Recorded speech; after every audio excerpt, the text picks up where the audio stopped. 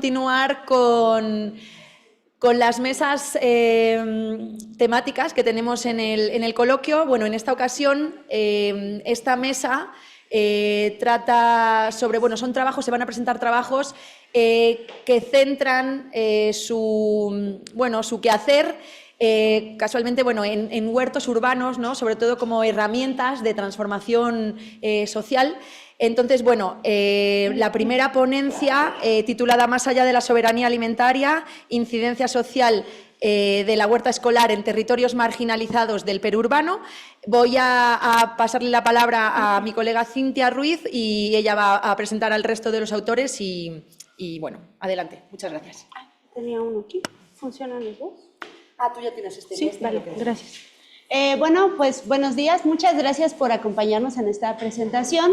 En esta ocasión vamos a presentar Yadira, Alejandra y yo, pero decir que este es un trabajo colaborativo en el que también participa Frida, dos estudiantes, Frida y Arlet, y los dos profesores de la escuela donde estamos trabajando, Manuel y Guillermo. Bueno, esta experiencia pues empezó desde el 2018, cuando reconocimos que en conjunto con los representantes del asentamiento que había una importancia en estas actividades pues agrícolas y de cría de animales en este asentamiento de ampliación Leandro Valle. Y ya se consolida hasta el 2022, que es cuando se instala la huertita de la Escuela Primaria Defensores de la Educación. En esta imagen les mostramos qué es lo que observábamos o que se observa todavía en el asentamiento de la importancia de estas actividades. Reconocemos entonces que el huerto escolar pues es un espacio en donde se realizan muchas cosas, ¿no? Pero la cría de animales, el cultivo de plantas, árboles, pero también es un espacio de intercambio de conocimientos, un espacio de esparcimiento, incluso de comercialización, ¿no?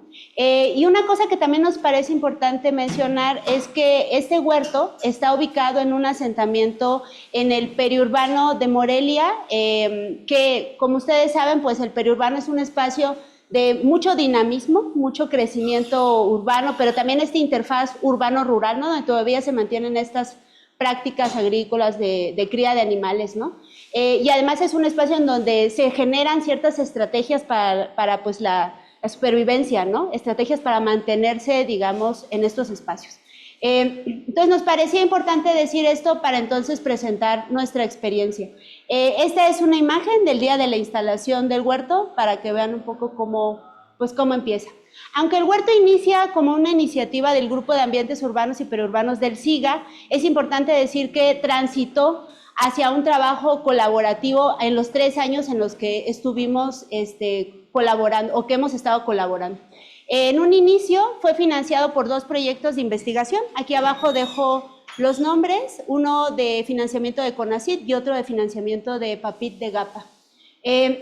Como les decía, el asentamiento se ubica en el periurbano de Morelia, es lo que ustedes ven delimitado con rojo, un asentamiento autoconstruido y marginalizado, y es importante porque justo es un espacio con estas características del periurbano donde se materializan estas desigualdades, estas diferencias entre la población. Y eso lo vemos en el acceso a servicios básicos, en la materialidad de su vivienda, en las estrategias que la población realiza para poder acceder al agua, al drenaje o a la energía eléctrica, ¿no? Eso se retrató también en el censo comunitario en el que colaboramos y en el censo del INEGI. Lo que ven con amarillo es la Escuela Primaria Defensores de la Educación y en verdecito pues es la huertita escolar, la experiencia de la cual hoy vamos a hablar. Aunque ahora les vamos a presentar solo sobre la huertita escolar, es importante decirles que hemos colaborado con las y los habitantes del asentamiento de diferentes formas, desde la identificación de problemáticas relevantes como análisis de peligro y espacio público, hasta el planteamiento de propuestas encaminadas a la resolución de problemas vinculados justo con estas desigualdades en las que la población realiza su vida y el deterioro ambiental. También hemos generado información importante, tanto cuantitativa como cualitativa. Uno de esos ejemplos fue la encuesta alimentaria del 2022 y las siguientes, pero también este censo comunitario del que les contaba. hemos fomentado que la comunidad documente sus conocimientos espaciales a través de las ortofotos, al menos 2 ortofotos por año desde que venimos colaborando con ellos. Intentamos que una sea en la temporada de lluvia y otra en la temporada de seca para que ellos vean también la diferencia en el territorio, ¿no? Hemos prestado apoyo técnico y orientación a procesos de consolidación y apoyo a la comunidad en el diálogo con autoridades municipales y estatales. Les acompañamos cada vez que ellos nos piden, ¿no?, este respaldo.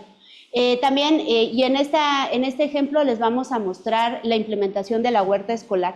En algunas de estas colaboraciones, pues no hemos sido, digamos, los únicos, ¿no?, sino hemos colaborado también en la instalación del baño seco con el huerto Huizache, y luego nos puso en contacto a la población del asentamiento con la Mincita, ¿no?, otro asentamiento con características parecidas, ¿no? Entonces, bueno, las características de la escuela, les decía, es una escuela en un asentamiento autoconstruido y pues son básicamente también las características de la escuela, una escuela autoconstruida, multigrado. Cuando nosotros llegamos al asentamiento había solo un profesor y un salón en el que se daba de primero a sexto. Ahora ya hay 2 profesores y se divide de primero a tercero y de cuarto a sexto.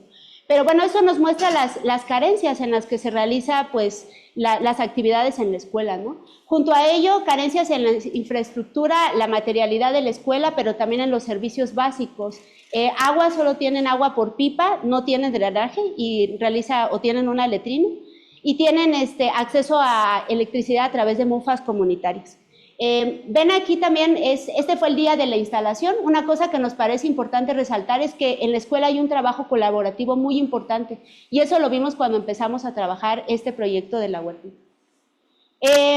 Aunque inicialmente el proyecto no venía de una metodología de investigación-acción participativa, como les decía, surge de una iniciativa académica, pero hemos visto que va transitando hacia esta metodología porque pues estamos con una población que está interesada en hacer estas transformaciones y estos cambios sociales, ¿no? Además de su trabajo, pues es importante, reconocemos su colaboración y su conocimiento. También hemos realizado actividades de investigación, de educación, formación, acción, y hemos estado al pendiente de la evaluación de estas actividades. Y esto se puede ver en los 3 años en los que hemos colaborado con ellos. En esta diapositiva también marcamos quiénes son los grupos que han estado o cómo hemos estado colaborando las diferentes personas, actores en el proyecto. Y una cosa que nos parece importante decir es que a medida que vamos avanzando en estos 3 años, pues cada vez la colaboración de los profes pues fue mayor, ¿no? Cada vez se consolida un grupo de trabajo entre los profes y las personas intendentes del asentamiento que era más evidente en el trabajo de la huertita. Entonces, creemos que pues tanto las actividades como el grupo con el que colaboramos, el reconocimiento y la valoración de la información que ellos tienen y también de su conciencia sociopolítica, además de estas relaciones igualitarias al interior del grupo, ¿no? Nos vemos como colaboradores en este proyecto, pues son características de una investigación-acción participativa. Otra cosa que también hemos visto que se alinea a esta metodología es que hay un involucramiento importante de la comunidad escolar y es a ellos a quienes les queda pues, los beneficios de este proyecto. Hay un aumento en el poder de las comunidades, cada vez hay una mayor capacidad para actuar y un sentido de pertenencia. Y cuando hablamos de actuar también es la vinculación con otros actores con los que ellos ya han establecido relaciones a partir de iniciativas propias, ¿no? Ya no como al principio que era a través de la iniciativa nuestra también. Y esto pues nos vincula con conceptos que alinean al proyecto también, que es la soberanía alimentaria y la incidencia del proyecto. Aquí abajo les dejo algunas fotos desde enero del 2022 que se instala la huertita hasta las fotos más actuales de noviembre del 2023 cuando concluimos los 3 años del proyecto. Entonces voy a dejarle la palabra a Ale. Gracias, Silvia. Ay, pues qué nervio. Pues vamos a seguir hablando de nuestra experiencia. Vamos a enfatizar en cuál es nuestro propósito, porque finalmente la investigación, acción participativa, más allá de tener un objetivo claro, debe plantearse un propósito de trabajo. Y este es que a 3 años de trabajo se presentan los resultados de la evaluación acerca de los avances en la construcción de soberanía alimentaria y de la incidencia social del proyecto de huerta escolar realizado en la Escuela Primaria Multigrado, Defensores de la Educación. Planteamos esta evaluación a 3 escalas de análisis. La huerta, el espacio de la huerta, la escuela, la interacción ya de los grupos con los educadores, con la comunidad de educadores, y los hogares, que es esa interconexión que hay de conocimiento que va de la huerta a la escuela al hogar, pero regresa también hacia la escuela.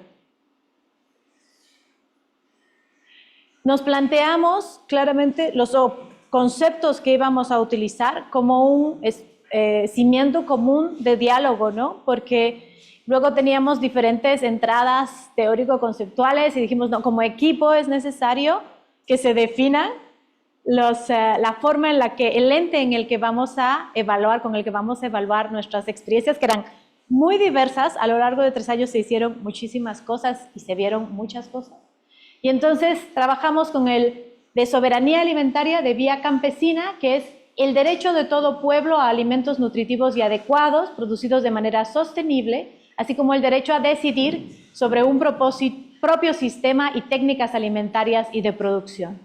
Y luego el concepto asociado de incidencia social, porque mediante el caminar hacia una soberanía alimentaria debemos encontrar esos elementos que dice, sí, estás incidiendo, estás logrando moverte en esa dirección, y trabajamos con el concepto o el marco teórico propuesto por Hernández del Toro, que dice que es acción transformadora de comportamientos individuales y colectivos, actitudes y valores, encaminada a modificar la realidad, salud, en contextos marginales, basados, en el contexto de nuestro trabajo nos referimos concretamente a acciones transformadoras que puedan mejorar las condiciones escolares y de vida de las infancias marginalizadas del periurbano.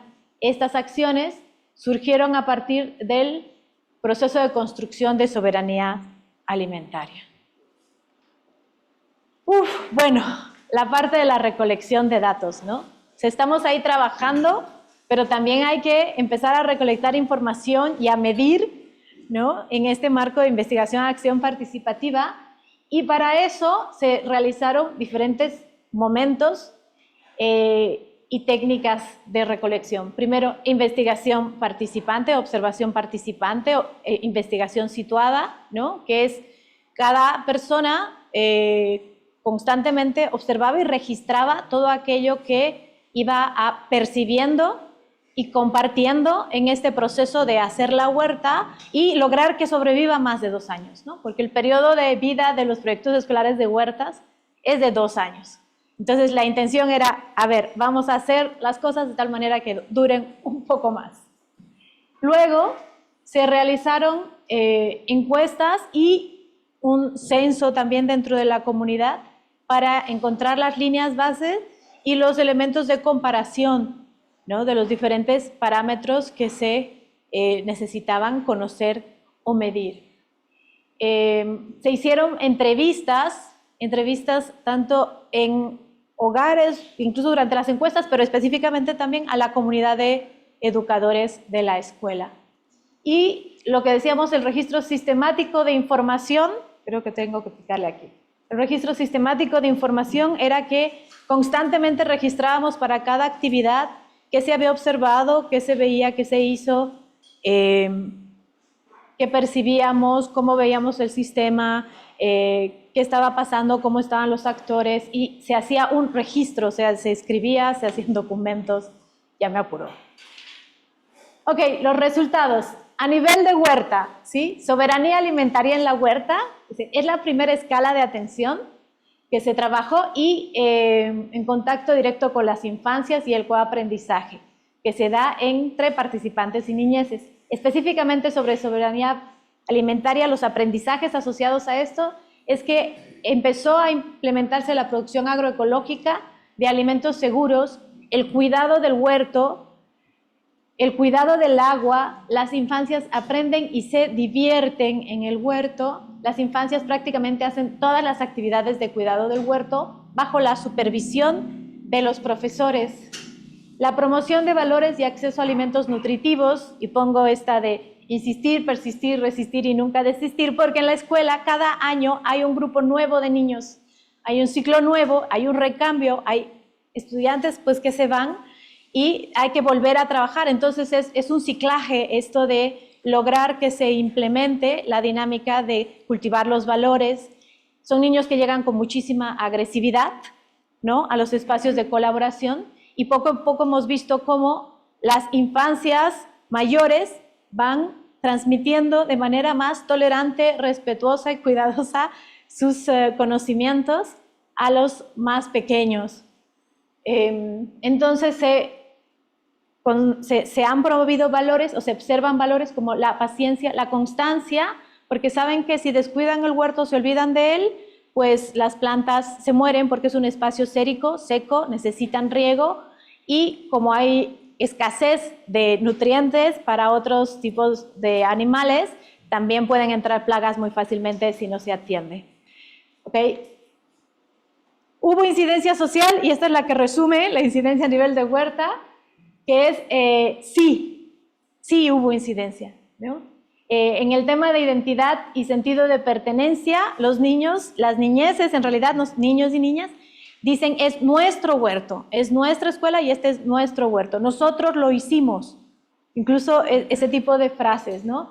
Resistencia al status quo, pues tienen la producción orgánica de semillas propias, los niños ya saben, y las infancias son más pacientes en el fomento de valores, los espacios de convivencia existen, y la ampliación de capacidades, pues es lo que vamos viendo, que ya cuentan con el conocimiento, incluso para transmitirlo a otras niñeces, a otras infancias. Perdón.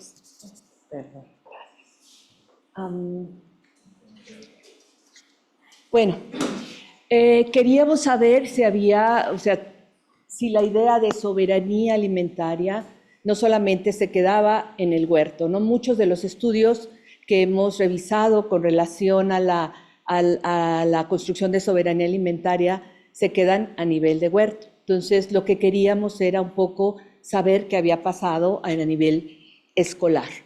Efectivamente, lo que pudimos constatar es que hay aprendizajes en el contexto del periurbano marginalizado, también hay promoción de valores, se promueve la alimentación nutritiva y el ejercicio del derecho a decidir un sistema alimentario propio.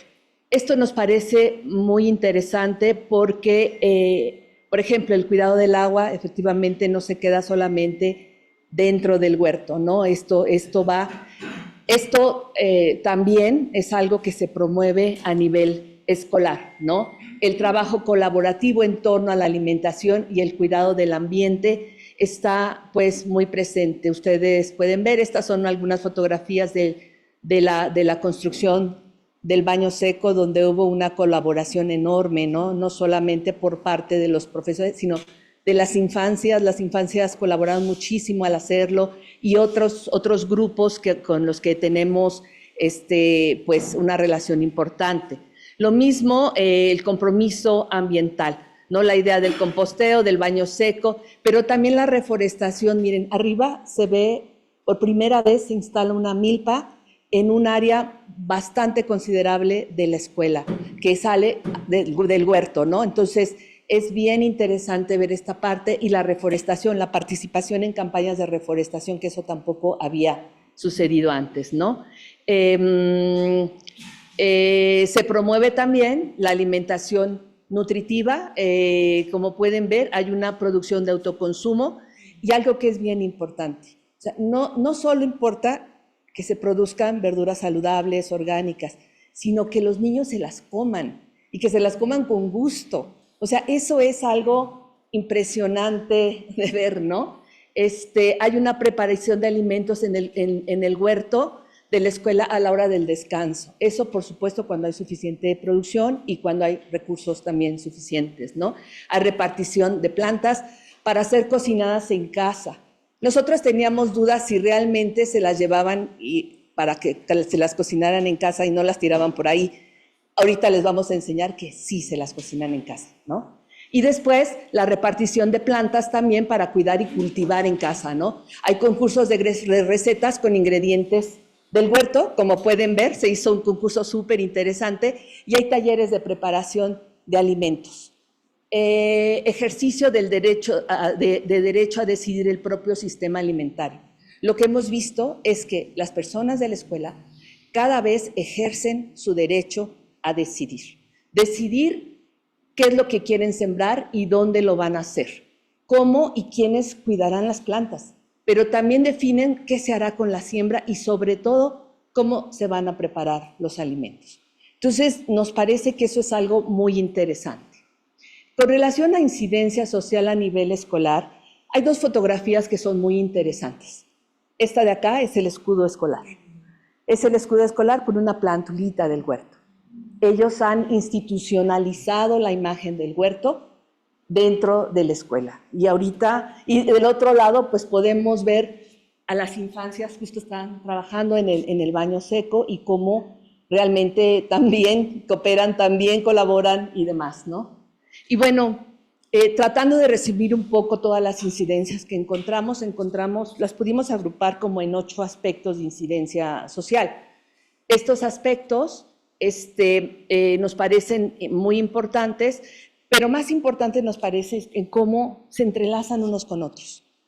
Generalmente se reportan como de manera separada, pero lo que hemos visto es que estos se van entrelazando unos con otros de manera interesante, y podemos ver una serie de acciones y de actividades que son tan importantes, ¿no? El sumarle, por ejemplo, al planteamiento de políticas alternativas, le suma a otros aspectos de incidencia social, ¿no? Soberanía alimentaria a nivel de hogar, también lo vimos. Hicimos una encuesta con 10 hogares donde habitan 18 infancias, donde viven 18 infancias, y bueno, estas son las características de los hogares. Vimos que dentro de los hogares hay unas prácticas ya de construcción de soberanías alimentarias dentro de su propia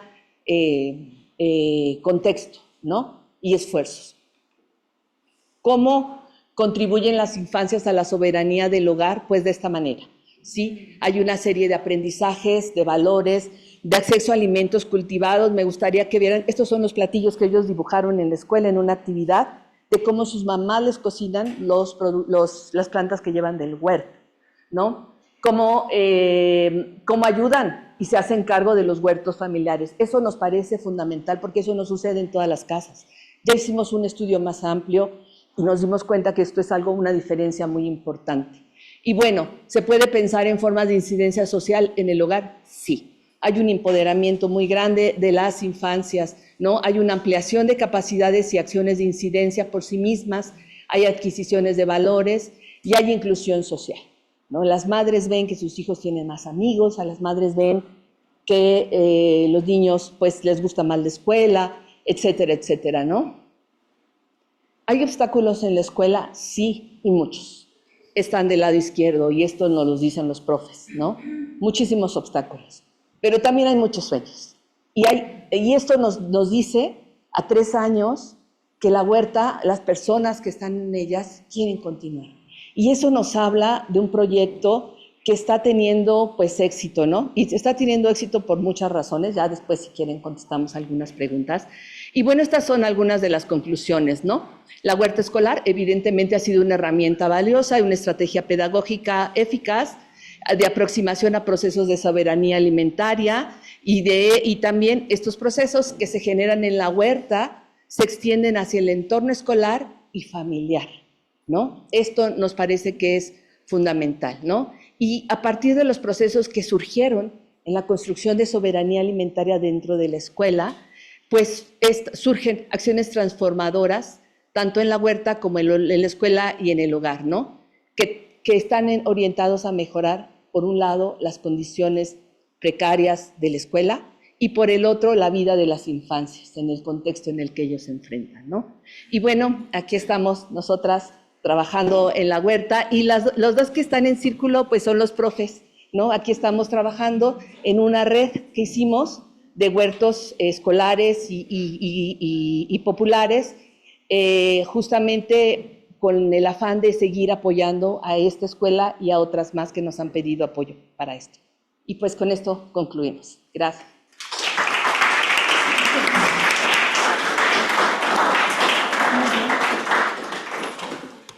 Bueno, muchas gracias. Tenemos 3 minutitos para preguntas del público. No sé si alguien quiere preguntar algo, conocer un poquitín más. No sean tímidos. Adelante, León. Bueno, muchas gracias por la presentación. La verdad es un proyecto súper interesante.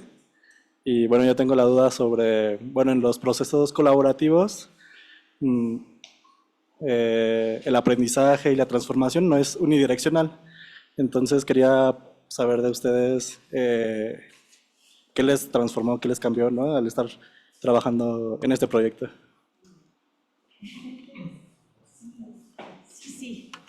Bueno, pues estamos casi como en la mañanera de Sheinbaum, nos hacen las preguntas correctas. No, te agradezco muchísimo esta pregunta.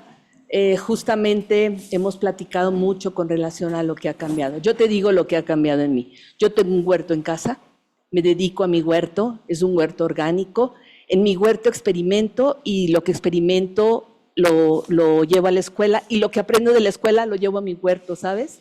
Hay muchas cosas que desconocía y que ahora sé a partir de lo que platicamos en el huerto, de lo que las niñas y niños nos enseñan, de las experiencias propias de ahí, de lo que aprendemos con nuestras compañeras, ¿no? Ahora yo te puedo decir que ya germino mis propias semillas, que era imposible en los años anteriores, ¿no? Y sobre todo, ¿no?, esta conciencia de comer mejor, de comer más nutritivo, de todo esto, ¿no? Y muchas otras cosas, ¿no? Muchas otras cosas. Rápidamente. Gracias. Justamente estábamos reflexionando sobre todo lo que aprendimos. Y pues yo recuerdo el primer día que fui a la escuela, me voy a parar porque me gusta verlos a todos. El primer día que fui a la escuela y llegaron los niños, las niñas, y dije, oh no, ¿qué hice? ¿Por qué acepté colaborar con el proyecto? Porque eran muy dinámicos, pero también muy violentos, muy agresivas. Todo el tiempo se andaban trenzando como gatos, ¿no? Entonces ahí yo aprendí como apertura y paciencia y escuchar, porque poco a poco, escuchando y dialogando con las niñeces, las infancias, tanto mi ansiedad como su violencia se tranquilizó y ahora, digo, es distinta a la interacción que hay con la infancia. O sea, ha sido como un aprendizaje de diálogo, de saber, de conocernos, de conocer a otras personas, también de acostumbrarse a que las visiten otras personas, ¿no? Que llegamos nosotros y luego llegaron más voluntarias y luego llegaron más personas de otros huertos y luego llegaron, entonces estaban impresionados. Entonces esa apertura a aprender. A veces dice, sí, yo soy muy abierta, pero no. O sea, llegado el momento, no es así. Entonces, llevarlo a la vida, ¿no? Llevarla a la realidad. La teoría a la realidad personal, eso es, para mí fue muy importante.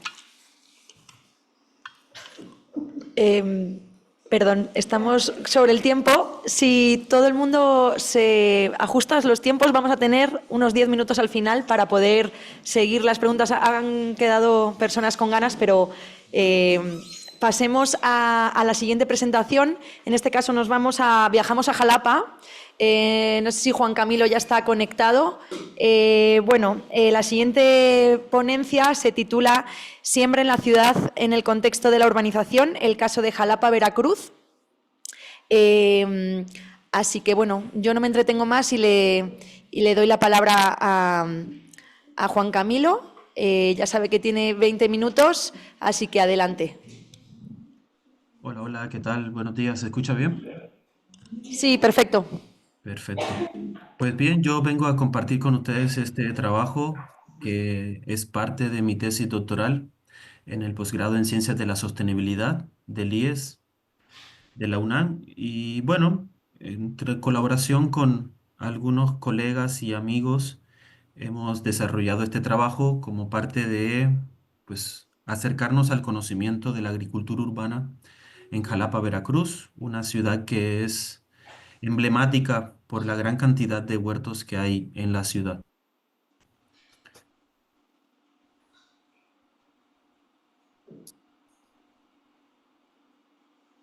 Y bien, un poco para comenzar, es importante conceptualizar que la agricultura, pues que se da a distintas escalas, tanto individual como colectiva, emanan una serie de beneficios que van más allá de los asuntos alimentarios.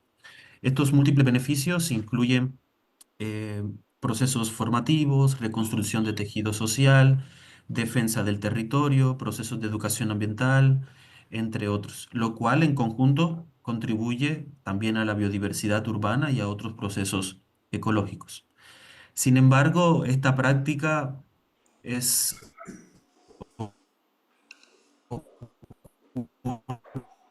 en resistencia porque la mayoría de las ciudades ha dado este tipo de fenómenos de Juan, las ciudades, Juan, perdona que te interrumpa. porque ¿Podrías la apagar tu ciudad cámara? como se contrapone al campo, Juan, ¿me escuchas? ¿de acuerdo? Juan, Sí, tenemos problemas de conectividad con tu señal de internet, entonces se entrecorta el audio. ¿Podemos mejorarlo un poco si tú apagas tu cámara para que no consumas tanto flujo de datos y puedas continuar adecuadamente?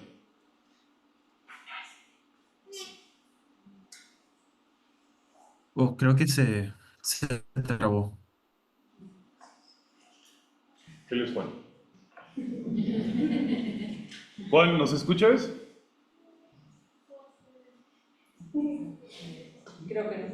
No. Ahora se escucha. Ahora sí les escucho. ¿Me escuchan bien? Te escuchamos bien. Mira, Juan, podemos hacer algo. ¿Puedes dejar de compartir tu pantalla? Nosotros Hola, ¿me tenemos aquí tu escuchan? presentación. No. Hola. Ah, súper, súper. Presentamos, si quieres, presentamos desde aquí para que no se sobrecargue la red y, Súper. y tú únicamente nos vas diciendo cuándo tenemos Sí, que pasar la diapositiva, ¿vale? sí, gracias. Vale, danos un segundo. ¿Dónde nos ponemos en la primera? Sí, de acuerdo. Vale. Listo, estimado Juan, tú nos vas indicando cómo avanzamos, ¿de acuerdo? Puedes continuar. Súper, pues les decía que la agricultura urbana en Jalapa, pues es un caso emblemático por la gran cantidad de huertos que hay y es una práctica que se desarrolla tanto de forma individual como colectiva y muchas veces la intención primaria es producir huertos, producir alimentos, producir bienestar, colectividad, sin embargo, multidimensionales y beneficios que traspasan las funciones alimentarias de este tipo de espacios. Entonces, esto ha conducido a promover la biodiversidad, a reconstruir el tejido social, a defender el territorio y a desarrollar procesos de educación ambiental para construir una cultura de la sustentabilidad. Sin embargo, este fenómeno ocurre a partir también en resistencia con múltiples desafíos. Uno de ellos, el principal, es la urbanización, es el que vamos a estar abordando en esta ocasión. Y se ha entendido la urbanización como ese proceso de construcción de la ciudad con el crecimiento poblacional, el desarrollo inmobiliario de las viviendas y la expansión de la mancha urbana, que en conjunto pues hacen que las ciudades se expandan, crezcan y que haya menos recursos o al menos acceso a ellos de forma desequilibrada para quienes siembran en la ciudad. La siguiente, por favor. La siguiente. Bien, pues como parte de los antecedentes, de manera reciente hemos estado estudiando el fenómeno de los huertos urbanos. Hicimos un estudio diacrónico de la historia de los huertos urbanos en la ciudad. Especialmente aquí las comunidades indígenas locales ya sembraban milpa alrededor de sus casas en los primeros barrios que habían en Jalapa.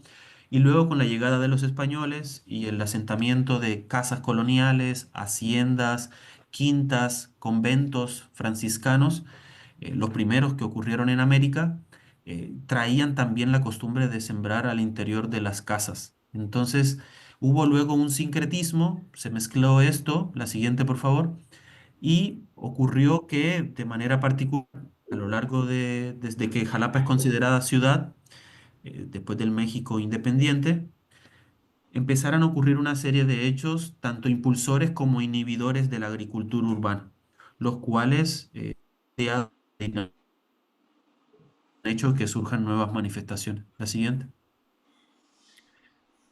Luego que hicimos ese análisis histórico, quisimos tener una radiografía actual. Para eso hicimos un mapeo colaborativo georreferenciado en una plataforma de acceso libre que se llama Ushaidi, la cual nos permitió ver cómo estaban distribuidos los huertos en la ciudad de Jalapa.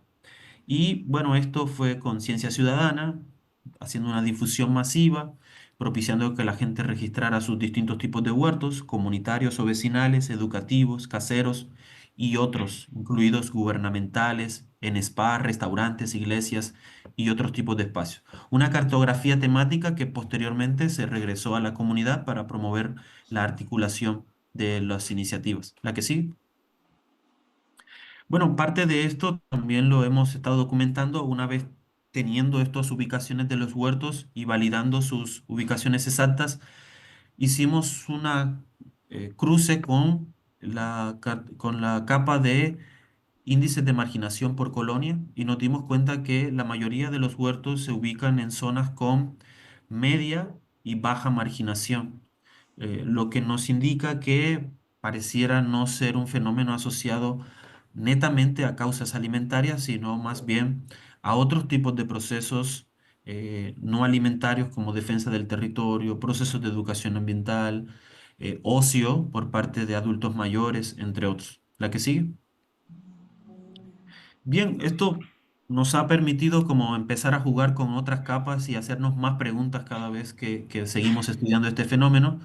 Y lo que nos hemos preguntado en esta ocasión fue de qué manera los tipos de asentamientos humanos favorecen la presencia de huertos en la ciudad y cómo se distribuyen con respecto a las últimas etapas de crecimiento de la ciudad, ¿no? Y justo como para analizar esas condiciones de urbanización y reflexionar al respecto. La que sigue. Para ello lo que les quiero contar es un poco del área de estudio, muchos vínculos con las zonas rurales aledañas. Es una ciudad de cerca de 500.000 habitantes y con índices de urbanización bastante altos, el número de vivienda por kilómetros cuadrados del 97,9%, y con la particularidad de que está rodeada todavía por relictos de bosque de niebla. Es una ciudad bastante verde en general, pero hay una distribución inequitativa de estas en la ciudad. ¿La que sigue? Lo que se hizo fue muestrear los huertos con la plataforma Ushaidi, registrarlos, 136 huertos urbanos registrados, 52 caseros, 43 educativos, 26 vecinales y 15 de otros tipos de huertos. Validamos las ubicaciones con visitas técnicas, llamadas, entre otros. Y luego, en este estudio particular, pues hemos combinado con capas de intersección cartográfica con las capas de tipo de asentamiento y las capas de etapas de crecimiento de la ciudad, de 5 etapas de crecimiento de las últimas décadas. La que sí. Pues bueno, aquí es importante decir que con respecto a los tipos de asentamiento, estamos tomando lo que dice la CONAPO. Particularmente hay dos tipos de asentamiento colonia, que se forma a partir de la autoproducción, pero también los fraccionamientos donde hay una diversidad ahí dentro de ellos que se producen bajo formas industrializadas o en serie. Y bueno, para este estudio particular tomamos la colonia, el barrio y la ampliación como una misma forma, colonia, pero en el caso de fraccionamiento creemos que por sus formas de crecimiento horizontal o vertical o el tipo de interés social medio, bajo o alto, puede ser distintas y tener distintas manifestaciones o habitar distintos tipos de huertos. La que sigue, por favor. Bien, ya los resultados muestran que de alguna manera la presencia de huertos cambia con respecto al tipo de asentamiento, ¿no? La mayoría se concentran en colonias y la mayoría de ellos están también situados, algunos pues, en fraccionamientos de tipo fraccionamiento como tal, en tipos de asentamientos de unidad habitacional. Y la que sigue, por favor. Así se ve en la ciudad por los tipos de asentamiento. El 81% casi de los huertos están en las colonias y el resto se ubican en fraccionamientos, particularmente en unidades y unidades habitacionales. No hay huertos en conjuntos habitacionales y residenciales, que son de más alto nivel de poder adquisitivo. La que sigue, por favor. Además, con respecto a la distribución de los huertos en las últimas etapas de crecimiento de la ciudad, la mancha urbana hasta 1950 es donde mayor se concentran la cantidad de huertos junto con la de 1980. En esos dos periodos de tiempo y en esa extensión de la mancha se concentra el 43% de los huertos y hasta 1990, cuando está en amarillo, se concentra el 76% de los huertos. Y en la última parte, el 24% se ubica en la mancha que se construyó hasta los 2000, cuando empezaron a surgir la mayoría de los fraccionamientos residenciales y unidades habitacionales en particular, ¿no? La ciudad antes tenía una traza, particularmente con amanzanamientos bastante amplios en la zona centro de la ciudad, pero luego, después de los 1980, ha empezado a tener un crecimiento irregular bastante preponderante, donde se ha visto que son zonas donde hay menos huertos en particular. La que sigue. Y bueno, un poco para discutir, en la actualidad se promueve que es importante aumentar la densificación urbana, ¿no? Crecer más vertical para evitar el aborazamiento de las áreas verdes y las otras áreas de la ciudad que todavía tienen vocación agrícola. Y bueno, es un problema en particular para los huertos porque se necesitan espacios, espacios de suelo, ¿no? Pero también es una oportunidad porque está mostrando la presencia de otros tipos de huertos y de innovaciones como huertos verticales, huertos de azotea, huertos de balcón, huertos en otros tipos duros, le llamamos, en donde hay pavimentos, ¿no? Huertos con macetas. Sin embargo, creemos que estos, aunque sí ofrecen beneficios para el bienestar humano, en cuestiones de seguridad alimentaria, la calidad o la cantidad de alimento que se puede producir en este tipo de espacios es más reducida. Incluso la inversión que se debe hacer en algunos insumos y materiales es mayor. Entonces, siempre cultivar en la tierra, cultivar directamente en el suelo, va a ser lo más benéfico. Por eso es importante prever algunas políticas públicas que conduzcan a aumentar ese derecho de las personas a producir sus propios alimentos en las ciudades. Y para ello es necesario proveer todos los instrumentos indispensables como planes de ordenamiento territorial y, ¿por qué no?, pensar en un urbanismo agroecológico que cambie de manera radical la forma como se hace ciudad y que se construyan estas como estilo agrópolis en las que haya acceso a parques agrarios y a otros tipos de huertos comunitarios para que las personas que justo no tienen área verde por el estilo de viviendas de interés social como la de Infonavit, donde el área verde es extremadamente reducida, o la de los fraccionamientos, donde los fraccionadores tienen un interés más económico y no respetan los reglamentos municipales de la cantidad de área verde que deberían dejar en este tipo de espacios, puedan hacerse de huertos comunitarios y otros tipos de espacios para producir en la ciudad y promover esta convivencia tan necesaria y favorecer el acceso a alimentos saludables. La que sigue, por favor. Bien, en general, pues creemos que la presencia de huertos urbanos en Jalapa responde a factores multidimensionales. Creemos que la urbanización, este fenómeno complejo que azota mucho a las ciudades medias, que son las que están previstas como que van a tener un mayor rápido crecimiento de aquí a 2050. Creemos que justo la urbanización está dinamizando la presencia y distribución de los huertos urbanos en Jalapa y está haciendo que estos surjan nuevas manifestaciones. También mapeamos los huertos que son blandos y los que son duros, es decir, los que son directamente en la tierra y los que son en contenedores. Y pues va migrando, va pasando más de los blandos hacia los duros o mixtos que combinan estas dos formas de cultivar.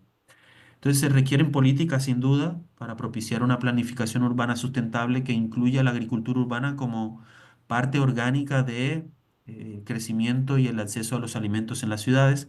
Y creemos que la agroecología y otros paradigmas emancipadores pueden ayudar a construir pues, una gestión compartida del territorio y ver esos sitios potenciales de la ciudad donde se podrían implementar eh, huertos comunitarios, huertos gubernamentales o institucionales que favorezcan el acceso a áreas verdes y a camas de cultivo para quienes no tienen área verde, porque ya la ciudad ya tiene una forma de crecimiento y ya tiene un asentamiento bastante establecido.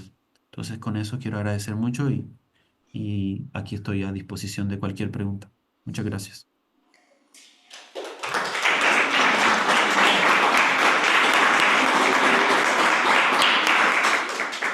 Bueno, Juan Camilo, muchísimas gracias por tu presentación.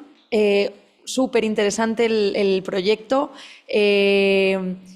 Les voy a preguntar a los asistentes si hay alguna pregunta por allí. Uy, muchas manos levantadas. El doctor Boco se adelantó, pero... Alejandro, bueno... Hay tiempo para todos porque se ha comedido con su tiempo. Adelante. Entonces, ¿qué? Sí. Bueno, muchísimas gracias por la presentación. La pregunta es, de acuerdo a la experiencia de ustedes, ¿creen que sería posible, digamos, buscar la posibilidad de generar una especie de como de tipología de ciudades? ¿Qué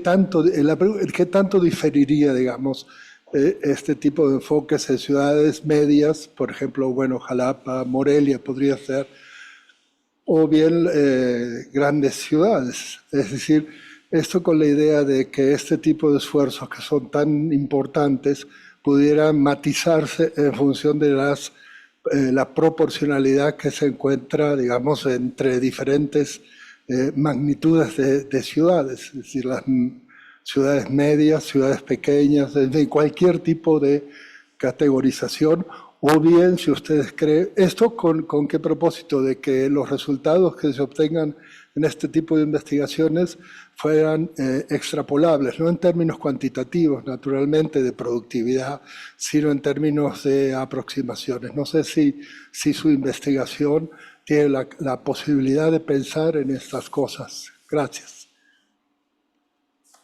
Muchas gracias. Sí, pues justamente, en teoría, las ciudades pequeñas tienen mayor probabilidad de implementar estrategias de agricultura urbana, a diferencia de las ciudades grandes, metrópolis ya construidas. O al menos las ciudades pequeñas son, por decirlo así, más rururbanas, ¿no? Son más pequeñas en general y todavía tienen mayor cantidad de áreas verdes y de suelo con vocación agrícola para cultivar.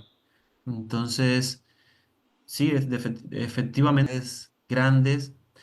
El enfoque debe ser diferente para planificar la agricultura urbana, por la disponibilidad justo de suelo con vocación agrícola. Aquí, en el caso de Jalapa en particular, al tener todavía áreas verdes y zonas con buena relación con las partes rurales, la estrategia pareciera estar enfocada a que todavía es posible planificar lo que queda de la ciudad y proveer espacios para el desarrollo de huertos comunitarios en particular, porque para los huertos caseros en general ya pareciera estar agotado el suelo.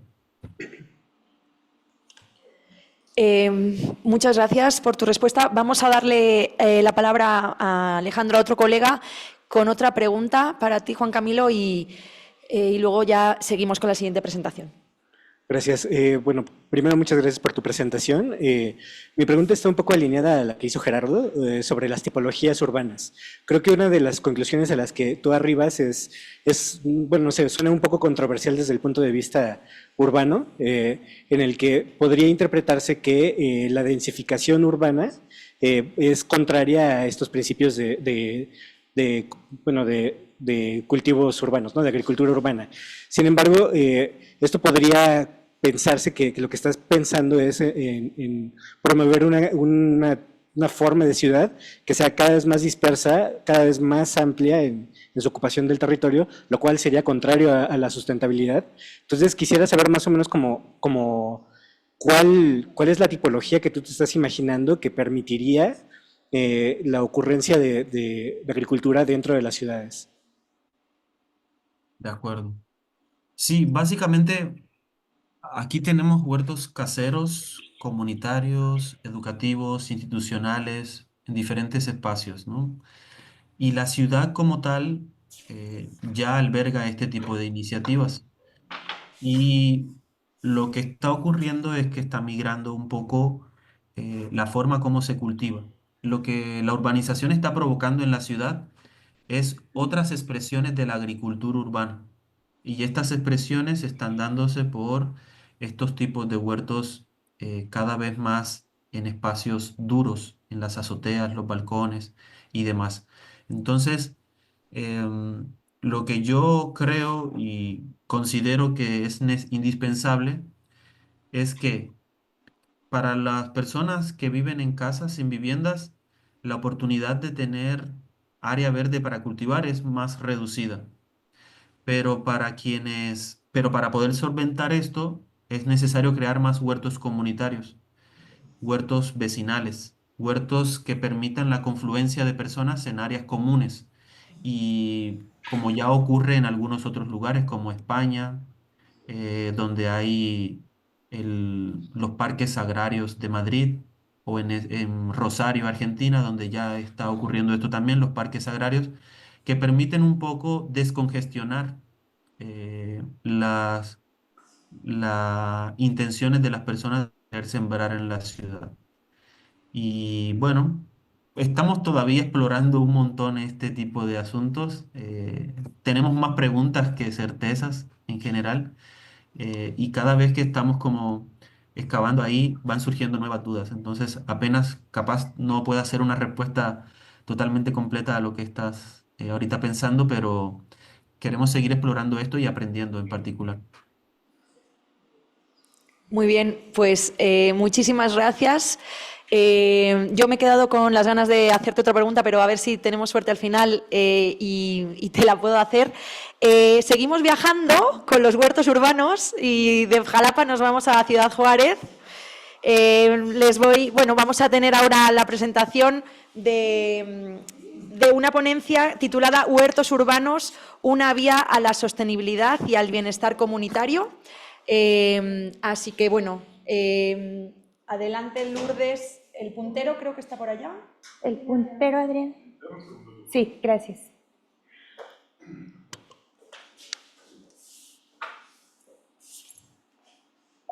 Sí. Ok. Bueno, buenos días, muchas gracias por la oportunidad. Y antes de empezar, pues gracias a los organizadores, ¿no? Esta mesa me han gustado muchas, pero esta en particular creo que está tan concentrada y tan relacionados todos los temas. Felicidades, creo que lo organizaron muy bien. Muchas gracias. Bueno, mi colega y yo vamos a compartirles un pedacito de una experiencia muy amplia de trabajo colaborativo en Ciudad Juárez, Chihuahua, que es de huertos urbanos. Para nosotros y con los resultados de nuestro trabajo, consideramos que es una vía a la sostenibilidad y al bienestar comunitario. Es mi colega Gustavo Córdoba. Voy a compartir yo la primera parte de la presentación y la segunda él. El objetivo de esta presentación, no de todo el trabajo, de esta presentación es analizar la participación, la construcción de capital social y cohesión comunitaria a través de un proyecto de agricultura urbana como estrategia de sostenibilidad y bienestar comunitario en una colonia específica de Ciudad Juárez, que es la denominada Campestre Virreyes. a manera de introducción, algo que nos preocupa es que justamente los centros urbanos y metropolitanos concentran y cada vez más y de una manera más dinámica la mayor parte de la población mundial. Es también, por lo tanto, donde se concentra la demanda de recursos y la emisión de contaminantes y más. Por ello, la incorporación de espacios para agricultura es una vía hacia la sostenibilidad y el bienestar comunitario, particularmente en poblaciones vulnerables, socialmente vulnerables, dentro de un área urbana. Sin entrar en mucho detalle, nada más para puntualizarlos, los referentes teórico-conceptuales son el desarrollo comunitario y la sostenibilidad a través de huertos urbanos. El primero busca fomentar acciones para mejorar la situación social y económica de un colectivo y establecer oportunidades para acceder a elementos de bienestar. Respecto a la sostenibilidad, los huertos urbanos constituyen una vía emergente y pertinente, ya que aportan una forma de operacionalizar este concepto en sus tres dimensiones, el concepto de sostenibilidad. A través de los huertos urbanos podemos operacionalizar, podemos poner en práctica las tres dimensiones, ya que es una medida económicamente viable, es respetuosa del medio ambiente y es socialmente equitativa. La metodología que utilizamos se basó en un trabajo de investigación-acción, al final del día se convirtió en un trabajo de investigación-acción por un periodo de más de 4 años, donde a través de observación participante y aplicación de muchos instrumentos, aquí vamos a compartir el que tiene que ver con entrevistas semiestructuradas, se obtuvieron resultados que muestran el aporte de los huertos urbanos para el desarrollo comunitario y el beneficio a los participantes, a su economía familiar, a la integración comunitaria y al entorno urbano. ¿Por qué esta colonia? Bueno, antes de entrar un poco con los antecedentes, ¿por qué esta colonia y a nivel tan intraurbano? En los planes de desarrollo urbano en las ciudades, muchas de las veces se clasifican como áreas consolidadas, en proceso de consolidación, etcétera, etcétera, ¿no? O las que son marginales. Dentro de las consolidadas se considera que son áreas que pues, ya están consolidadas, o sea, ya tienen servicios básicos, ya tienen equipamiento, ya tienen infraestructura, entonces muchas veces ya no se les voltea a ver para cuestiones de estrategias específicas o otro tipo de colaboraciones dentro de esa comunidad, ya está consolidada, ahí quedó, ¿no? Ya no hay problema, vámonos a otros sectores de la población, pero no a esas áreas.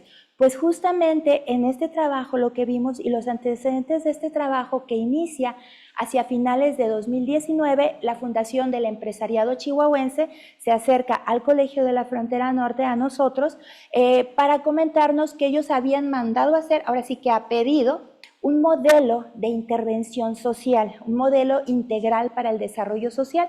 Una consultora les desarrolló conceptualmente el modelo, con todo lo que vemos en la teoría, que debe llevar una intervención, todos los elementos, ¿verdad? Pero nunca lo habían puesto en práctica, nunca lo habían implementado. Entonces se acercan con el colegio y nos dicen, ¿saben qué? Tenemos esto en teoría, ahora sí que de la teoría a la práctica, aviéntense la práctica, ¿no? O sea, implementenlo, vamos buscando una comunidad. Nosotros no nos quisimos ir a un espacio en la parte periférica de la ciudad, sino quisimos ver las condiciones de vulnerabilidad a nivel intraurbano. Entonces, bueno, seleccionamos varias colonias, estuvimos analizando y revisando cuáles serían las más adecuadas. Este modelo inicialmente se llama Modelo Integral de Desarrollo Social, MIDES. En su planteamiento inicial es un modelo muy complejo porque involucra muchos conceptos. La consultora que lo hizo mezcló varios referentes teóricos, o sea, desde el trabajo social, desde la psicología, desde la sociedad, o sea, mezcló, entonces lo vimos y era así como un poco de todo, era un modelo muy complejo.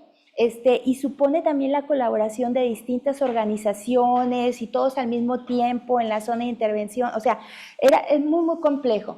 Pero una condición para este modelo es que la comunidad con la que se iba a colaborar no estuviera en un nivel alto de marginación, o sea, que no tuviera déficit total en equipamiento e infraestructura, sino niveles medios y una vulnerabilidad social alta, pero rezagos en cuestiones de equipamiento e infraestructura no tan altos, porque entonces obviamente una comunidad que tiene este tipo de rezagos, una de sus preocupaciones principales es hacerse llegar el equipamiento e infraestructura básico. Entonces, nosotros buscábamos con este modelo otras cosas.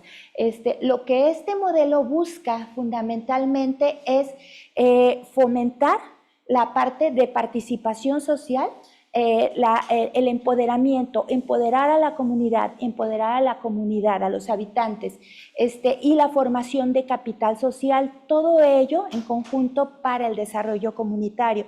Entonces se buscaba capacitar, fomentar, acompañar para liderazgos, para que el propio habitante de la comunidad se convierta en agente, que sea agente de su propio desarrollo, que no dependa siempre de alguien externo o de alguien que venga a decirle, a acompañarlo, sino que se conviertan en agentes de su propio desarrollo. Es un proyecto muy largo, de poco más de 4 años, alrededor de 4 años, donde tiene 4 etapas principales. Una es la preentrada, otra es la entrada, otras son las acciones y proyectos y la salida. Cada etapa tiene diferente periodo. Por ejemplo, la preentrada es analizar y buscar y ver en qué comunidad, hacer un primer recorrido, empezar a conocer a la gente, es aproximadamente 3-4 meses. La entrada, ya empezamos con una serie de diagnósticos, pero no diagnósticos desde afuera, sino utilizamos instrumentos que ahorita voy a platicar un poco, donde los diagnósticos se hacen junto con la comunidad. Realmente es la comunidad la que hace su diagnóstico. Nosotros solamente estamos acompañando, facilitando, brindando herramientas, pero son ellos quienes hacen su diagnóstico. Se hace otro que es de persona a familia, que es así, ya es una encuesta, donde profundizamos para conocer cosas ya más específicas. Es también un diagnóstico del territorio y utilizamos algo que se llaman diálogos deliberativos. Las líneas de acción y organizaciones de la sociedad civil, después del diagnóstico y de identificar cuáles son los problemas que como comunidad sienten, cuáles son las necesidades, lo que ellos manifiestan necesitar, entonces viene una búsqueda, un mapeo de las organizaciones de la sociedad civil que puedan hacer sinergia con la problemática identificada y la vocación de la organización de la sociedad civil.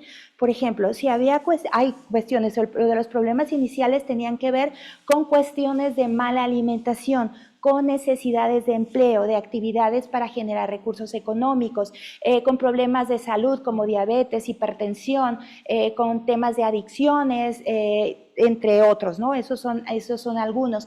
Entonces, había que mapear y buscar organizaciones de la sociedad civil que su vocación estuviera relacionada con alguna o algunas de las problemáticas identificadas por la comunidad. Y obviamente planear de manera conjunta qué acciones y proyectos se iban a implementar. Aquí la complejo es que todo se hacía al mismo tiempo en la comunidad. Entonces se organizó no solo por grupos de edad, los trabajos con las comunidades para tratar de abarcar toda la comunidad en sus diferentes grupos de edad, sino también con las problemáticas, y fue el periodo más largo, 1 año, 3 meses, 1 año, 4 meses duraron las acciones y proyectos, o un poco más. Algunas de las acciones persisten, pero ya por la propia comunidad.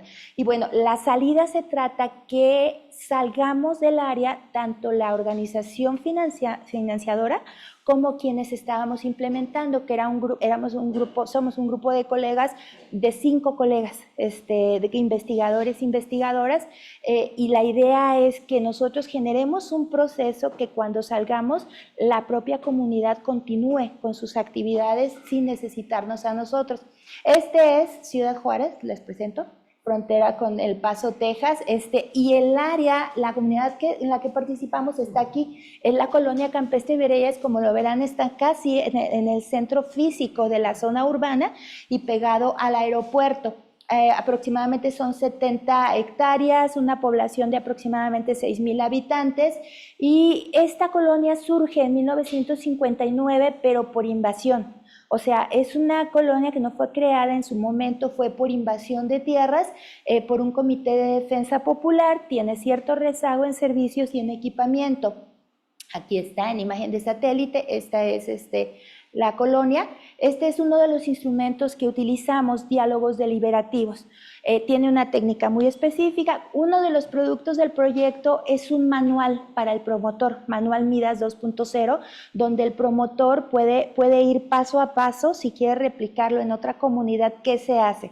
O sea, desde qué se necesita físicamente hasta las técnicas y dinámicas dentro de cada uno de los instrumentos que utilizamos. En estos diálogos deliberativos, algunas de las actividades que se llevaron a cabo es que la comunidad hace su historia, o sea, escribe su historia, porque no la tenían escrita. Y entonces fue maravilloso ver cómo personas mayores están comentando cómo llegaron, cómo se sentaron, las luchas, cómo fueron y consiguieron el servicio de agua, así, y ver ahí jóvenes y niños que participaron también en los diálogos, escuchar cómo se construyó su comunidad. Y entonces desde ahí se va jalando ya o se van tratando de instalar este arraigo, este sentido de pertenencia, la cohesión de la comunidad, que al final del día es lo que permite las redes solidarias, ¿no? Que es otra de las conclusiones que encontramos. Bueno, y fueron muchas otras acciones, ¿no? Se formaron, hay otros instrumentos, núcleos de acción comunitaria, cadenas de valor, capacitaciones, proyectos de desarrollo, o sea, es muy complejo, aquí nos vamos a concentrar solamente en una. De las acciones colaborativas con la comunidad, bueno, hicimos varias ferias comunitarias, pero donde se incorporaron bastantes instancias, unos obviamente estudiantes de trabajo social que entraron a campo con nosotros todo el tiempo, gobierno municipal a través de sus diferentes direcciones los acercamos para que fueran para allá, organizaciones como SAVIC, que es Terapias Alternativas, Plan Estratégico de Juárez, Centro de Integración Juvenil, Juárez Limpio, Emprendimientos, Gratis Tienda y finalmente Hidroponía, que es la que vamos a compartir de los huertos urbanos. Cada uno de los miembros del equipo de investigadores nos pegamos con una organización de la sociedad civil. Entonces, todas las actividades que llevó la organización las hicimos nosotros junto con ellos. En el caso de Gustavo Córdoba, pues a él le tocó lo de hidroponía. Y ya les dejo. Sí. Bueno, vamos a continuar. En el caso de hidroponía, este es un proceso y esta es la metodología general. Primero empezamos con las comunidades a reunirnos. A reunirnos. Como en la televisión. Sí, a reunirnos. Primero convocamos a la comunidad, después se hizo el proyecto ya trabajando acá en los canteros estos, en un invernadero que construimos de más o menos 200 metros cuadrados. Y luego ya el resultado es de que esa es la incidencia, la que habrá ahorita, ¿no? Que ya en su casa esta persona que no tenía la menor idea de lo que era la cuestión de cultivo urbano, trabaja en la maquiladora, está metida pues en actividades pues, de su hogar, se convierte en alguien que ya tiene estos arbolitos, ¿no? Y también algunas hortalizas y hierba de olor y demás. Pero este es el proceso general, ¿no? Entonces, ya Lourdes explicó lo de la fundación y todo eso. El concepto de agricultura urbana como alternativa tiene varios aspectos. La identificación del segmento de población con baja seguridad alimentaria, la capacitación, el cultivo, la cosecha, el consumo y procesamiento, la comercialización, reproducción de conocimientos y motivación de otros miembros de la comunidad. En esta dinámica se emplean con fines productivos, entre otros recursos, recursos insuficientes utilizados como espacios de casas de habitación, terrenos baldíos, aguas residuales tratadas, residuos sólidos y mano de obra, ¿no? Todo lo que se pueda usar dentro de los materiales que puedan tener o recursos que puedan tener. Avances, bueno, pues hay avances incipientes del esfuerzo del gobierno federal, estatal, que se han querido hacer este tipo de proyectos en la ciudad, pero no se ha evaluado una política pública de 3 proyectos específicos trabajando con comunidades de los últimos 10 años. O sea, hicieron el proyecto, pero ahí se quedó abandonado, ¿no? O sea, sí hay buenos esfuerzos, buenas iniciativas del gobierno sobre todo, pero han quedado por ahí, ¿no? Algunos avances por parte de las organizaciones civiles y empresarios, pues está el Instituto de Agricultura Urbana e Hidroponía, que es uno de los más avanzados en Juárez. Está Irving Prieto, allá en una de las colonias también de la periferia. Tiene pues, capacitación con vecinos. Está la Fundación del Empresariado Chihuahuense, que es el invernadero que tenemos acá nosotros. La Fundación Zaragoza, también la iniciativa privada, también tiene este tipo de actividades. Y la diócesis de Ciudad Juárez, siguiendo el Laudato Si del Papa Francisco, pues tiene una composta a escala magnífica, ¿no? O sea, estamos hablando de 1 hectárea haciendo composta, aprovechando los residuos de las cafeterías de las maquiladoras, se van y ese material va y se lo dona a la gente en las iglesias. Entonces está interesante ese proyecto también, pero también quedó trunco, ¿no? Al final de cuentas ya no hay mucho seguimiento a eso. Bueno, los instrumentos, entrevistas semiestructuradas a 13 participantes, o sea que nosotros agarramos a 13, el grupo de unos 60, nos concentramos en 13 personas con diferentes pues, características, ¿no? Entonces fue investigación, acción, estuvimos ahí, ahora estamos un poco retirados, pero generalmente estábamos yendo pues todos los miércoles de seguro, ¿no? Este es un invernadero y de los resultados que tenemos, bueno, son los 13 participantes, aquí está el promedio de edad, 57 años, tiempo de vivir en Juárez, 31 años, esto es importante porque nos dice que es gente migrante y en la colonia también tiene 30 años, o sea, es gente que no nació en Juárez la mayor parte, el sexo, el año de la escolaridad también, 9.69, dónde trabajan o qué hacen, ¿no? Muchos son retirados, ¿no? Pertenencia a un comité, pues también sí pertenecen, 4 con no pertenencia de los 3, o sea que sí hay mucha actividad entre ellos, ¿no? O sea, sí se juntan, tienen un comité y están trabajando, yo diría, eficientemente. Y ¿qué es lo que tienen? Así empezaron, este es el año 0, ¿no? Lo hicimos una evaluación primero en plantas ornamentales, donde más tienen, ¿sí? En macetas, y luego está la planta medicinal, frutal, en fin, ¿no? Todos los. Entonces lo que estamos evaluando ahora y que no hemos terminado de hacer en la segunda encuesta, ya 4 años de que iniciamos el proyecto, es ver cómo se movieron estos números, ¿no? De esas 13 personas. Es lo que vamos a evaluar próximamente. Bueno, aquí está la parte como lo tienen en sus casas, ¿no? En alguna casa por ahí.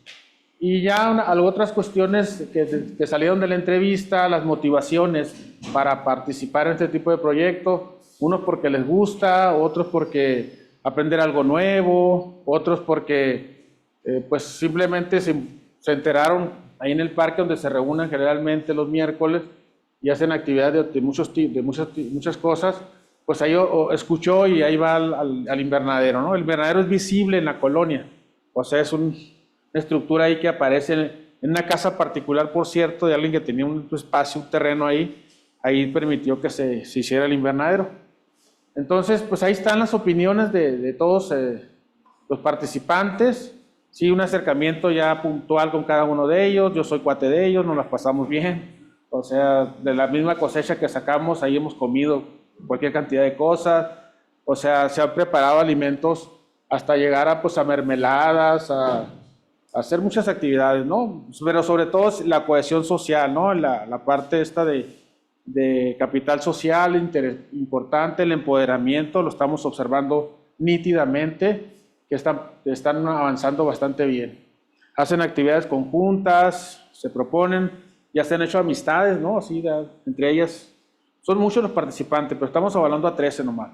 Pero entre todo eso se puede ver una serie de logros, ¿no? Incluso se han ido a ferias de la ciudad a vender sus productos, ¿no? Estos de durazno, en este caso de mango. O sea, la capacitación ha sido muy amplia. Pues resultados también aquí de algunos de todos ellos y expectativas de trabajo individual, pues qué es lo que sigue, ¿no? Entonces, están, pues unos están pendientes de entrevista, la segunda entrevista que tenemos pendiente, unos ya se han retirado, ya han dejado la actividad, pero pues siguen ahí trabajando. Lo que sí hay un cambio de actitud para gestionar asuntos relacionados con el proyecto que el Instituto de Hidroponía y Agricultura Urbana llevó a cabo. Es buena, o sea, se puede decir que es importante que haya un input, un empuje de alguien que los motive, que los capacite, así como en este caso la universidad, y nosotros pues nos congratulamos de eso, ¿no? Entonces hay un comité de vecinos también ahí que se ha fortalecido, ahí se han enrolado, de repente aparece alguien que no tenía ninguna participación en la colonia y ahora ya es el líder, ha agarrado pues el toro por los cuernos, como se dice, ¿no? Estamos aquí en términos de empoderamiento y de otras actividades que hacen, es que pues están aprovechando esa sinergia que traen para, en este caso, para tener paquetes alimenticios que el Banco de Alimentos les está proporcionando. Se pusieron de acuerdo, se organizan ahí en el invernadero, se juntan, digamos, varios días y un día lo dedican a juntar el dinero porque vale 55 pesos el paquete de un costo de unos 600 pesos. Entonces eso los mantiene juntos y fue una idea de alguien de ahí. Dijeron, para mantener aquí viva la oportunidad de que mucha gente de la colonia se esté capacitando, necesitamos tener este tipo de estrategia, ¿no? O sea, lo ven como una estrategia para tener al grupo cohesionado y sí se juntan regularmente para hacer esta actividad. Entonces sí se están beneficiando de esto, ¿no? Entonces se inició con 60 personas y en 6 meses se redujo a 30, o sea, entran y salen, o sea, sí es voluble ahí el movimiento de gente que está llegando. Y bueno, pues muchas gracias, les agradecemos.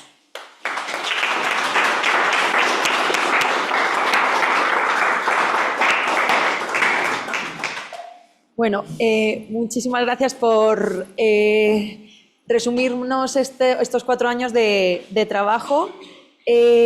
Tenemos afortunadamente tiempecito para puntualmente preguntas para esta última presentación y se han quedado manos levantadas en ocasiones en las anteriores presentaciones, así que bueno, adelante. Quizá empezáramos si hay alguien específicamente con preguntas para Gustavo o para Lourdes sobre este último proyecto.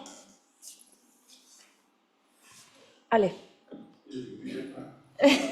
Bueno, me quedo yo con este. Bueno, muchas gracias por la presentación. Ay, ya estoy al revés. No, mi duda era sobre la forma en la que seleccionaron los huertos con los que iban a trabajar. Decían colonias que no estuvieran muy precarizadas y porque no iban a tener apertura para un proyecto de huertos. Gracias, sí.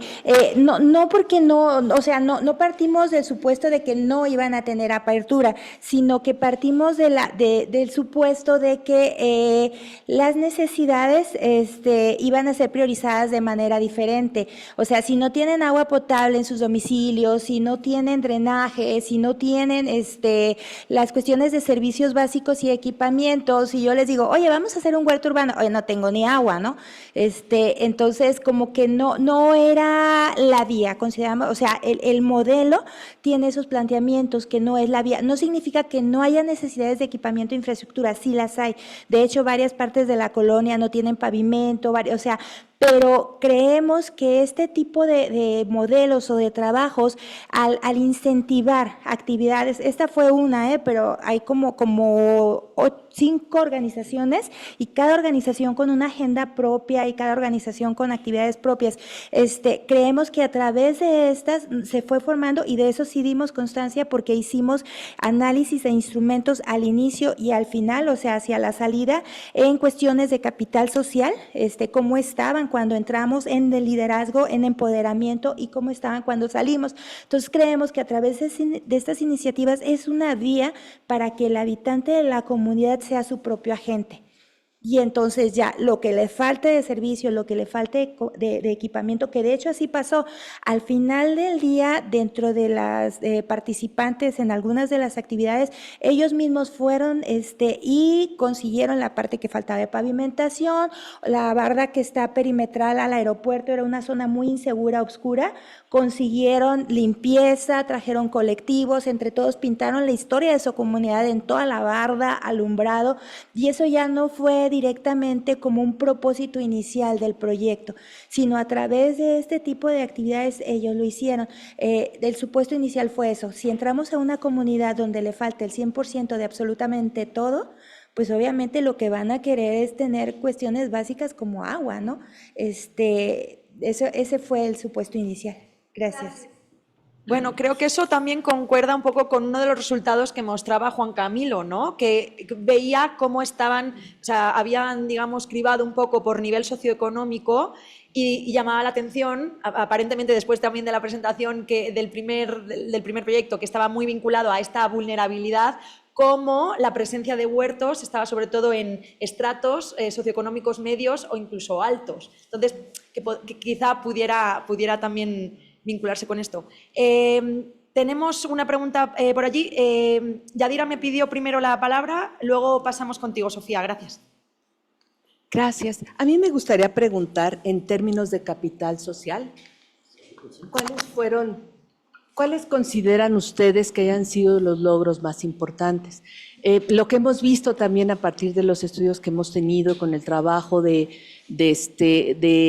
asentamientos y colonias que inician, ¿no? Como inició la colonia donde ustedes trabajaron, es que dentro, o sea, se forma realmente, hay un montón de procesos muy importantes que logran muchas veces la participación de la gente, etcétera, etcétera, ¿no? Entonces, con relación concretamente al capital social, ¿cuáles creen ustedes que hayan sido los logros pues más importantes del proyecto? De un proyecto enorme realmente, ¿no? Y por 4 años. ¿Cuáles podrían nombrar? Gracias. Bueno, partimos nosotros de que ya existe trabajo comunitario, o sea, hay un cierto desarrollo comunitario.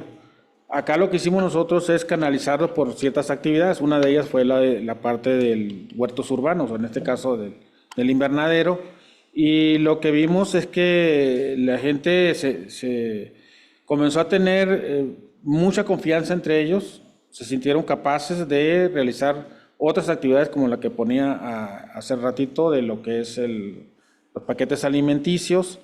Ya estamos en la etapa de salida, nos fuimos todos, nomás yo regreso y Lourdes regresamos de vez en cuando ahí cada 15 días, cada mes a platicar con los actores, y lo que tenemos es de que siguen trabajando en el invernadero.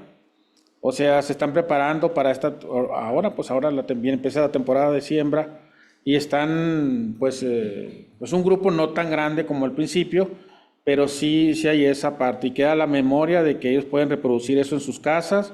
En sus casas están sembrando, el que ya tenía pues tiene más ahora, es lo que hemos visto, no hemos hecho todavía el corte, pero sí están trabajando ampliamente en eso, y aparte pues se siguen relacionando entre ellos para juntarse para fiesta los viernes, o sea, tenemos un WhatsApp, y en ese WhatsApp podemos nosotros ver, o sea, yo monitoreo todo lo que están haciendo, porque ahí se comunica todo lo que están haciendo, ¿no? Sí, y rapidito también, a mí me tocó acompañar a SADIC, que es una organización de terapias alternativas. Entonces ellos no solamente brindan las terapias, o sea, la terapia psicoemocional, sino también, me cuesta mucho trabajo el nombre, auriculiterapia, así, que es semillas en los oídos para cuestiones de salud, elaboración de cremas, jabones, champú, ¿no? Entonces, junto con lo de hidroponía y acá, fue maravilloso cómo la gente fue pidiendo la adquisición de ciertas capacidades y conocimientos para formación de su propio capital social. Por ejemplo, ya nos enseñaron cómo hacer cremas, ya nos enseñaron cómo hacer jabones, ahora cómo los vendemos, ¿sí? Ah, bueno, pues entonces vamos a organizarle un curso de comercialización. O sea, ¿qué necesitan ustedes saber? Calcular cuántos son tus insumos, qué trabajo le metiste, cómo los vas a vender, ¿no? Y hay de todas las edades y hay otras cuestiones, o sea, hay una sorpresa que sí nos llevamos. En el primer diálogo deliberativo, pues una de las cuestiones es que la gente llega y se registra.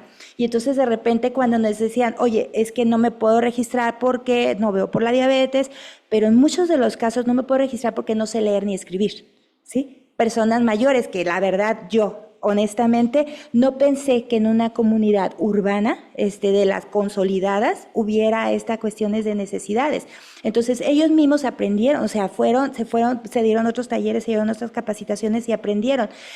Fue una experiencia realmente gratificante y asombrosa cómo pusieron sus saberes y los conjuntaron con lo aprendido y lo ponen en las ferias comunitarias, o sea, veamos las conservas porque se les enseñó a hacer cosecha, manejo, preparación de alimentos, conservas, etcétera, etcétera. En las ferias comunitarias, de conserva, el envase de conserva, tenía tejidas chambritas a mano, así, mandilitos, de las señoras que estaba comercializando y con lo que acaba de aprender y a leer y escribir le ponía la etiqueta. O sea, le ponía la etiqueta. Personas que empezaban en la comunidad, en las primeras actividades, una de ellas, Juanita, para mí es uno de los casos más impresionantes, una señora de 60 y tantos años, así, siempre al final, siempre escondida, siempre cabizbaja. Al final de los 4 años, ella quedó como presidenta del comité porque hicieron su plan comunitario a 5 años, ¿no? O sea, eso fue otro de los productos. Ella quedó como presidenta del comité. Entonces, pero lo más maravilloso es que ellos iban diciendo, queremos aprender, queremos saber cómo comercializar, queremos saber cómo ir, queremos saber cómo ir a gestionar, queremos saber cómo hablar con. Entonces, para mí me parece que es una de las cosas más grandes. Sí. Sofía, creo que tenemos todavía 3 minutos, bueno, sí. Ok, muy breve.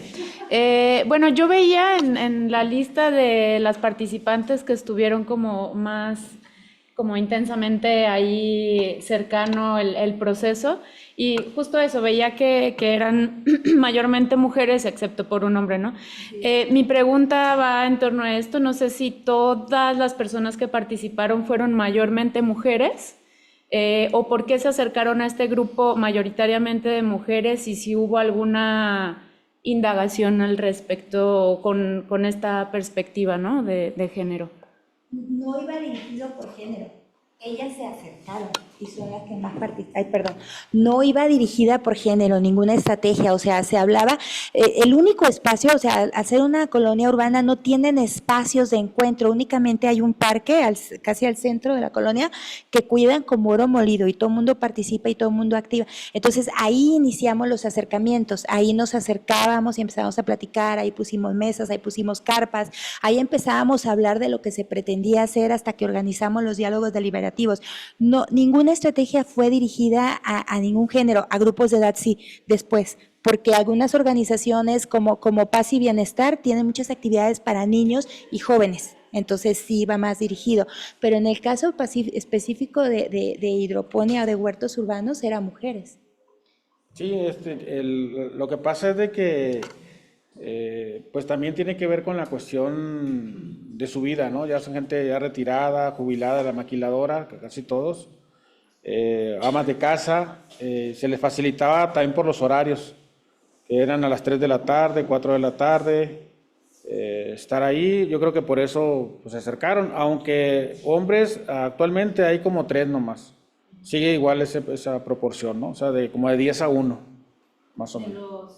¿De las 60 personas? Sí, de los que van ahí a tomar cursos, la mayor parte son mujeres, sí. Y de edad de 50 para arriba, ¿no? En promedio es de 59 años, pero hay más grandes. Bueno, creo que esto también abre la puerta a más preguntas, un poco hasta dónde llegan un poco pues estos espacios, hasta dónde llega quizá lo doméstico, o sea, dónde están presentes según qué agentes, ¿no? Bueno, tenemos que dejarlo aquí, ya es hora de tomarnos todos una gordita que nos está esperando en la terraza. Hablando de A propósito de, así que bueno, muchísimas gracias a todos por su presencia. Muchísimas gracias, Juan Camilo. Te saludamos a la distancia, Jalapa. Bueno, un aplauso colectivo para todos.